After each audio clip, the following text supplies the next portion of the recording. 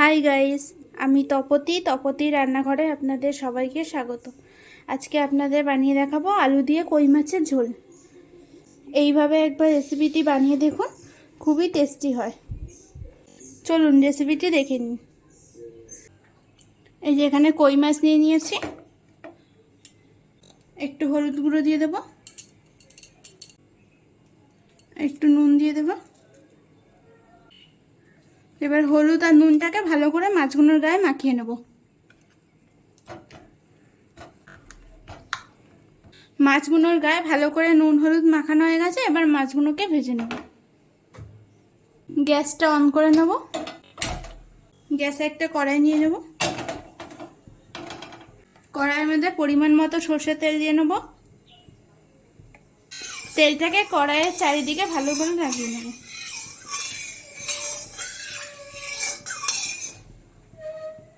তেলটা ভালো করে গরম হয়ে গেছে। এবার মাছগুলো ভেজে নেব।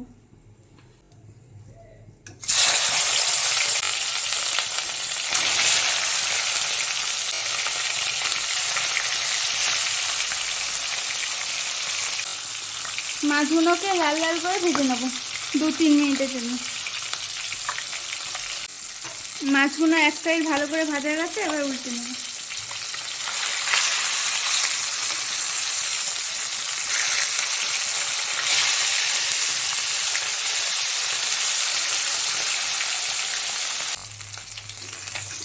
মাছগুলো ভালো করে ভাজা হয়ে গেছে। এবার মাছগুলোকে তুলে নেব।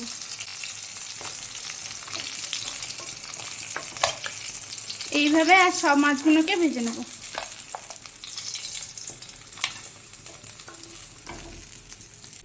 ওই তেলের মধ্যে এবার আলুগুলোকে দিয়ে ভেজে নেব।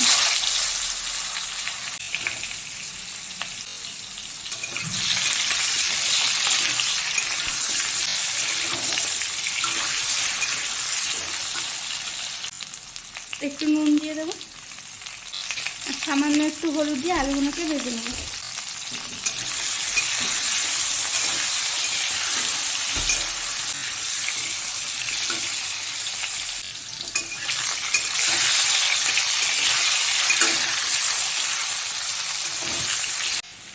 আলুগুলো আমার ভাজা হয়ে গেছে। এবার তুলে নেব।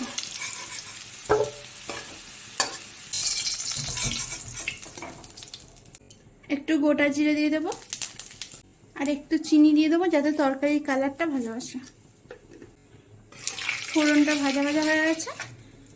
আর এই যে পেঁয়াজ বাটাটা দিয়ে দেবো।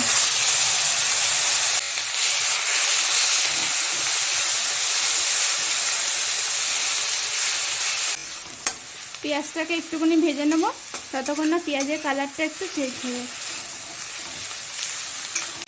পেঁয়াজটা একটু ভাজা ভাজা হয়ে গেছে। পেঁয়াজটার কালারটাও চেঞ্জ হয়ে গেছে। হাফ চামচ আদা বাটা, হাফ চামচ রসুন বাটা দিয়ে দেবো। আদা রসুনটাকে একটুখানি ভেজে নেব। একটুখানি সর্ষের তেল দিয়ে দেবো।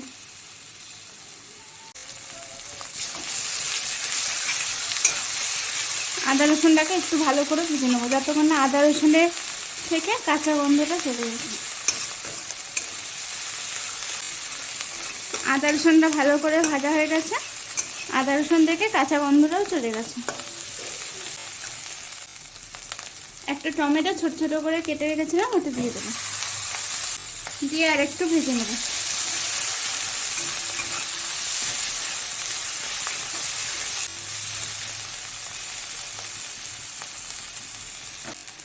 এক চামচ নুন দিয়ে দেবো। নুনটা আপনাদের স্বাদ মতো দিয়ে নেবেন। হাফ চামচ হলুদ গুঁড়ো দিয়ে দেবো। এক চামচ জিরে ধনে গুঁড়ো, লঙ্কার গুঁড়ো দিয়ে দেবো 1.5 চামচ। ঝালটা যে যেমন খেতে পছন্দ করে সেইভাবে দিয়ে দেবেন। একটু জল দিয়ে মশলাটাকে ভালো করে কষিয়ে নেব। মশলা যত ভালো করে কষাবেন তরকারির টেস্টটা তত বেশি হবে। এবার মশলাটাকে ভালো করে কষিয়ে নেব, যতক্ষণ না মশলা থেকে তেল ছেড়ে দিচ্ছে।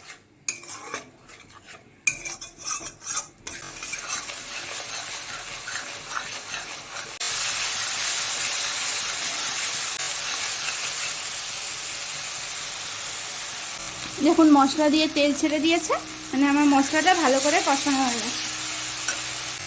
এবার ভেজে রাখা আলুগুলো দিয়ে দেবো, দিয়ে আরেকটু মশলার সঙ্গে আলুটাকে কষিয়ে নেব। আলুর সঙ্গে মশলাটা ভালো করে কষানো হয়ে গেছে, এবার পরিমাণ মতো জল দিয়ে দেবো।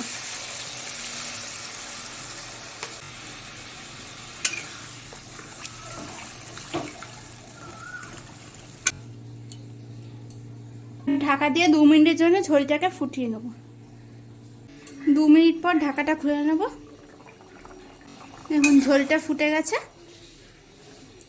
এবার ভেজে রাখা মাছগুলো দিয়ে দেবো।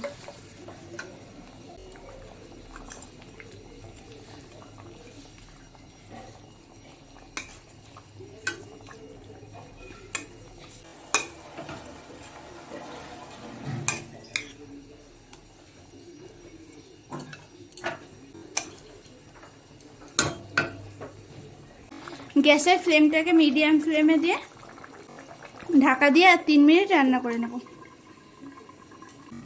3 মিনিট পর ঢাকাটা খুলে নেব।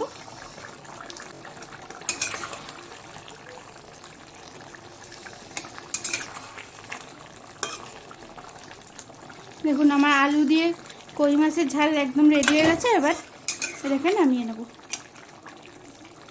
আলু দিয়ে কই মাছের ঝোল রেডি হয়ে গেছে। যদি আমার রেসিপিটি ভালো লাগে লাইক, কমেন্ট আর সাবস্ক্রাইব করে দেবেন। পাশে থাকা বেল আইকনটি প্রেস করে দেবেন যাতে আমার ভিডিওর নোটিফিকেশন সবার আগে আপনার কাছে পৌঁছায়।